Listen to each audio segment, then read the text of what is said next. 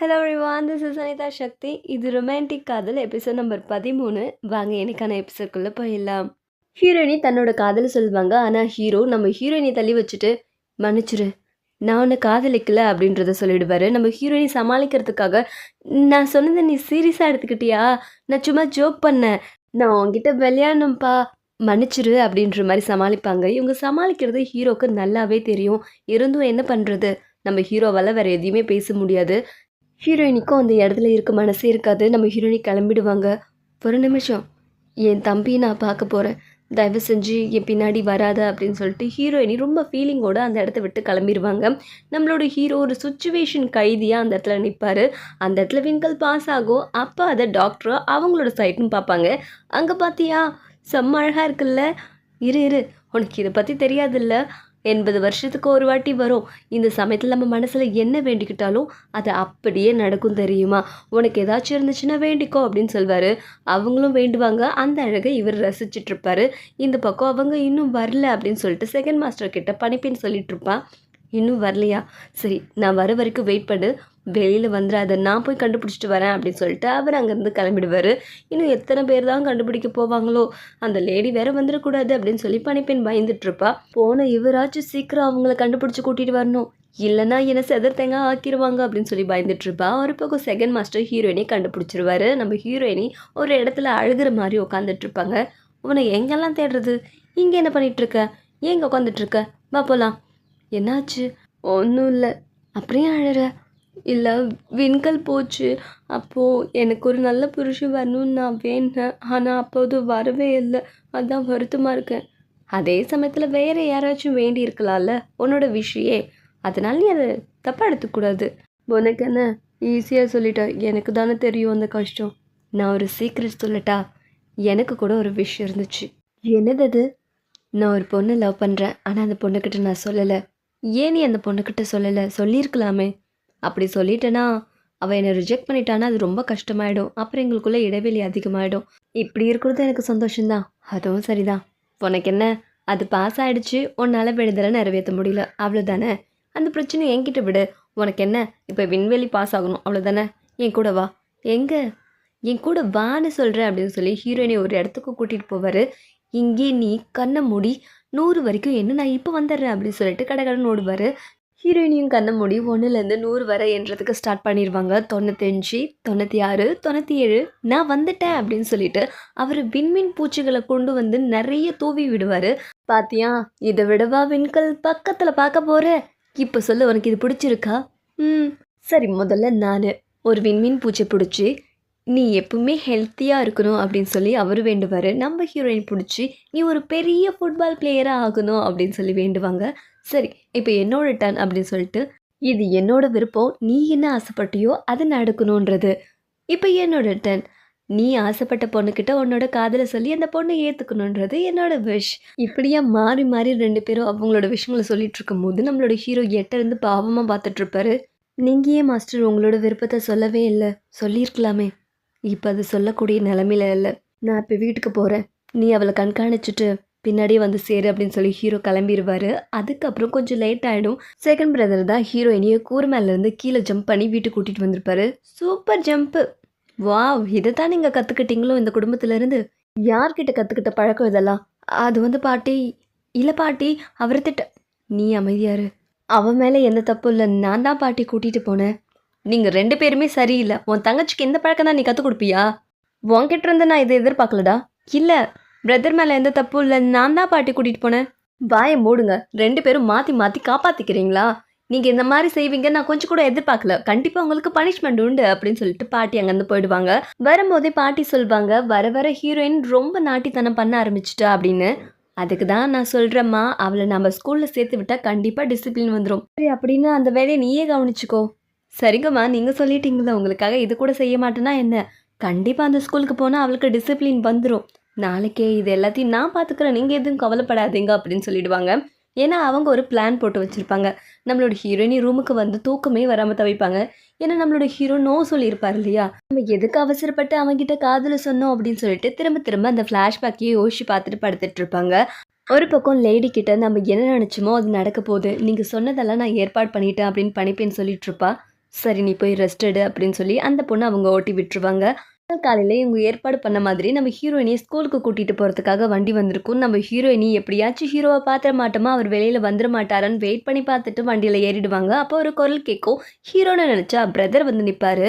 நீ ஒன்றும் கவலைப்படாத, உனக்கு அங்கே ஏதாவது பிரச்சனைனா என்கிட்ட சொல்லு. அதுவும் இல்லாம நீ என்கிட்ட சொன்னா சீக்கிரட்டா அந்த இடத்துல இருந்து உன்னை வெளியே கூட்டிட்டு வந்துருவேன். ஆ பொண்ணு வேஷத்துல வந்து கூட்டிட்டு போவியா? அதெல்லாம் நடக்காது. லேட் ஆயிடுச்சு மாஸ்டர், நாங்கள் கிளம்பணும். சரி சரி, நீங்கள் 2 பேரும் பத்திரமா இருங்க, நான் சீக்கிரமே வந்துடுறேன். நீ உன்னோட உடம்ப பார்த்துக்கோ. சரி. அதுக்கப்புறம் நம்மளோட ஹீரோயினி போகும்போதும் அவர் வெளியில் வருவாரா அப்படின்ற ஏக்கத்தோடையே பார்த்துட்டு போவாங்க. பட் அவர் வெளியிலேயே வரமாட்டார். வண்டி ரொம்ப தூரம் வந்து நின்றுடும். என்ன வண்டி நின்றுடுச்சு, என்னப்பா ஆச்சு? இது வரைக்கும் குதிரை வந்ததே ரொம்ப பெருசு, ரொம்ப டயர்டாக இருக்குது, நீங்கள் கொஞ்சம் ரெஸ்ட் எடுங்க அப்படின்னு சொல்லி அந்த குதிரைக்கார் சொல்லிடுவார். சரி, இங்கே ஓய்வு எடுக்கிற இடமும் இருக்குது, இங்கேயே ஓய்வு எடுத்துக்கலாம். ஏன் இந்த இடம் அத்துவான காடு, யாருமே இல்லாத, நடமாட்டமே இல்லாமல் இருக்குது? தெரியல. சரி நான் உங்களுக்காக தண்ணி கொண்டு வரேன், நீங்கள் முதல்ல இது சாப்பிடுங்க அப்படின்னு சொல்லி ஒரு ஃபுட்டை கொடுத்துட்டு அந்த லேடி அங்கேருந்து கிளம்பிடுவான். ரொம்ப நேரம் ஆகியும் அந்த லேடி திரும்ப வந்திருக்க மாட்டா. அண்ணா, போனவங்க இன்னும் வரல, எங்கே போயிருக்காங்க? அவள் திரும்ப வரமாட்டா, இனி உன்னை நான் தான் பார்த்துக்கணும் அப்படின்னு சொல்லிட்டு வண்டியில இருந்து ஒரு கத்தி உருவாரு. இவர் யாருன்றது உங்களுக்கு தெரியும், நம்ம லேடியோட கள்ளக்காதலன். அந்த கத்தியை பார்த்தோன்னே நம்ம ஹீரோயினி பயந்து என்ஷி அப்படின்னு சொல்லி கத்துவாங்க. எது என்ஷி அப்படின்னு சொல்லி அந்த ஆள் திரும்பும்போது அதை யூஸ் பண்ணி நம்ம ஹீரோயினி ஓட ஆரம்பிப்பாங்க. ஏய் நில்லு அப்படின்னு சொல்லிட்டு அவனும் கத்தியை வச்சு பின்னாடி துரத்தி ஓடிட்டு இருப்பான். நம்ம ஹீரோயினி ஒரு இடத்துல ஒளிஞ்சிருந்து பார்ப்பாங்க. அந்த இடத்துலையும் கால் ஸ்லிப் ஆகி மாட்டிப்பாங்க. மறுபடியும் அவன் பார்க்க நம்ம ஹீரோயினியோட இப்படியா சேசிங்காக இருக்கும். அந்த நேரத்துலையும் நம்ம ஹீரோயினிக்கு கீழே ஒரு பெரிய கல் கிடைக்கும். அந்த கல்லை எடுத்துருவாங்க. அதை எடுத்த நேரம் பார்த்தா ஆப்போசிட்டில் அவன் வந்து நின்றுடுவான். நம்ம ஹீரோயினி பயத்தில் கத்தி அவன் மேலே கல்லை தூக்கி போட, ஏய் நான் தான், நிறுத்து அப்படின்னு சொல்லிட்டு நம்ம ஹீரோ வந்து நிற்பாரு. நீயா அப்படின்னு சொல்லிட்டு ரொம்ப எமோஷனலாக ஆக ஆரம்பிச்சிருவாங்க. ஏன்னா வீட்டு வரைக்குமே அவர் பார்க்கல, திடீர்னு நமக்கு ஆபத்துன்ற இடத்துல இவரை பார்த்த உடனே என்ன பண்ணுவாங்க, நம்மளோட ஹீரோ சரி சரி அழாத அப்படின்னு சொல்லி கட்டி அணைச்சிப்பாரு. நான் ரொம்பவே பயந்துட்டேன் தெரியுமா, நீ ஏன் வரல அப்படின்னு சொல்லி அழுதுட்டு இருப்பாங்க. இதை யூஸ் பண்ணிட்டு அந்த வில்ல நம்மளோட ஹீரோயினை தாக்க வரும்போது நம்மளோட ஹீரோ ஃபைட்டிங்காக ஆரம்பிச்சிருவாரு. இந்த சண்டைக்கு இடையிலையும் நம்ம ஹீரோயினி மேலே ஒரு கத்தி வெட்டு பட்டுரும். அந்த இடத்துக்கு பனியால் வந்து கூட சண்டை போட்டுட்டு இருப்பான். நம்மளோட ஹீரோயினி பத்திரமா வச்சுட்டு இருப்பாரு. வில்லனும் ஒரு குப்பியை தூவி போட்டுட்டு அவன் எஸ்கேப் ஆக ட்ரை பண்ணுவான். அவனை பிடிக்கிறதுக்காக பனியால் பின்னாடியே ஓடிடுவான். ஒரு பக்கம் கிளினிக்கை காமிப்பாங்க. டாக்டர் ரொம்ப அசதியாக தூங்கிட்டு இருப்பாரு. மாஸ்டர், டாக்டர் எழுந்திரிங்க, ஒரு பேஷண்ட் வந்திருக்காங்க. நான் தூங்கிட்டு இருக்கேன், தெரியல அவனுக்கு. ஐயோ எழுந்திருக்க மாட்டுறாரு. டேய் அவசரம்டா. என்ஜி நீயா இந்த நேரத்தில் என்னடா கத்தி வெட்டா, எப்படிரா?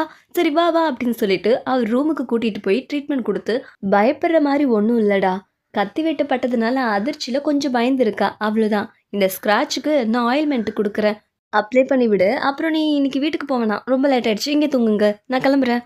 ஒரு நிமிஷம், என்னோட தம்பி எங்க? அவனா மெடிக்கல் விஷயமா பக்கத்து ஊருக்கு போயிருக்கான், வர 2 நாள் ஆகும். குட் நைட் 2 பேருக்கும். நல்ல வேளை அவன் இங்கே இருந்திருந்தா என் கோலத்தை பார்த்து வருத்தம் தான் பட்டிருப்பான். மேடம், உங்களோட ஸ்க்ராட்சை க்ளீன் பண்ணிட்டு ஆயில்மெண்ட் வைக்கணும், இங்கே கொடுங்க, நான் பார்த்துக்கிறேன், நீங்கள் போங்க அப்படின்னு சொல்லிட்டு பனியால் நம்ம ஹீரோ அமுச்சு விட்டு அவரே கேர் பண்ணிப்பார். நீ எப்படி கரெக்டான நேரத்துக்கு அங்கே வந்த? நான் ஆபத்தில் இருக்கேன்னு உனக்கு எப்படி தெரிஞ்சுது அப்படின்னு சொல்லி ஹீரோயினி கேட்பாங்க.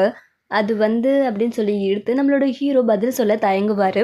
ஆனாலும் நம்ம ஹீரோயினி, எதுவாக இருந்தா என்ன, நீ என்னோட உயிரை இன்னைக்கு காப்பாற்றிருக்க, ரொம்பவே நன்றி அப்படின்னு சொல்லுவாங்க. ஒரு பக்கம் பனிப்பெண் போன இடத்துல பிரச்சனை ஆயிடுச்சு, அவள் எஸ்கேப் ஆயிட்டா, என்ஜி வந்து காப்பாற்றிட்டாருன்னு தகவல் கிடச்சிருக்கு.